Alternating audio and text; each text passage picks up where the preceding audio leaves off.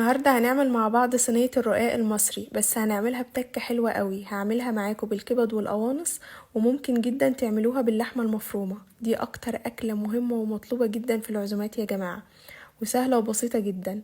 تابعوا الفيديو للاخر عشان تعملوا احلى صينية رقاق. هخليه يطلع معاكم مورق وطري من جوه، وريحتها خطيرة وهتكون قلبة البيت كله. يلا بينا نبدأ الفيديو. بس قبل ما نبدأ الفيديو ما تنسوش اللايك والشير والمتابعة. يلا بينا.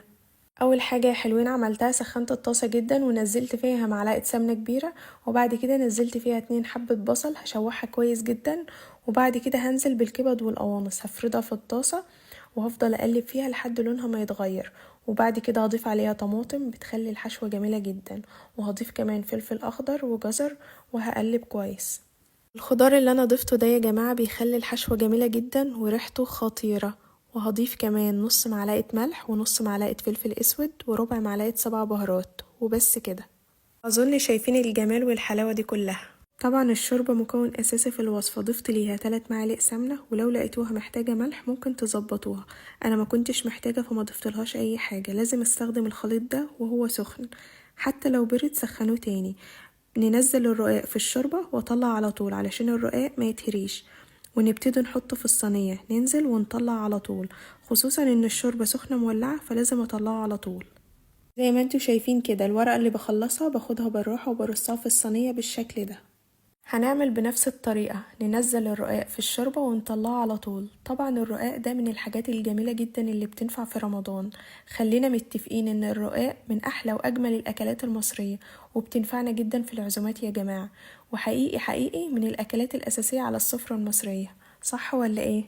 انا دلوقتي عملت 3 طبقات تحت، وهفصل بينهم بسمنة. بدهن الطبقات كويس جدا، وهعمل كمان طبقة بس مش هدهنها سمنة خالص، علشان بعد كده هنزل بحشوة الكبد والقوانص.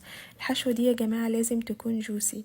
وبعد كده هنزل في نص الصينية، وبعدين هفردها لبره من غير ما توصل للأطراف زي ما انا بعمل كده بالظبط. وهبدأ اكمل 4 طبقات فوق زي ما عملت تحت. كل ورقة رقاق بحطها في خليط الشوربة، ببدأ اوزعها كويس قوي على الورقة، وبعدين ارصها في الصينية وادهنها سمنة.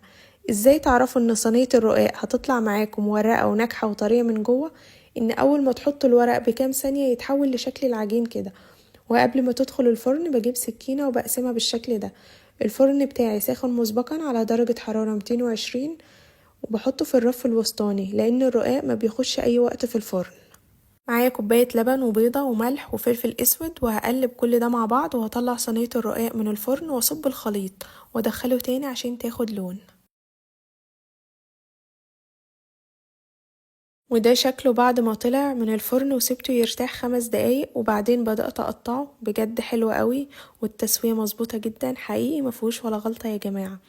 والقطع متماسكة جدا برغم انه سخن قوي، طري من جوه ومورق، والطعم جبار. لو عجبكم الفيديو ما تنسوش الشير واللايك والمتابعة، واكتبولي رأيكم في الكومنتس، واستنوني في فيديو جديد. باي باي. وكده انا خلصت دوري، وهسيبكم بقى تملى عينيكم بالحلاوة والجمال ده كله. وما تنسوش تكتبولي رأيكم في الكومنتس.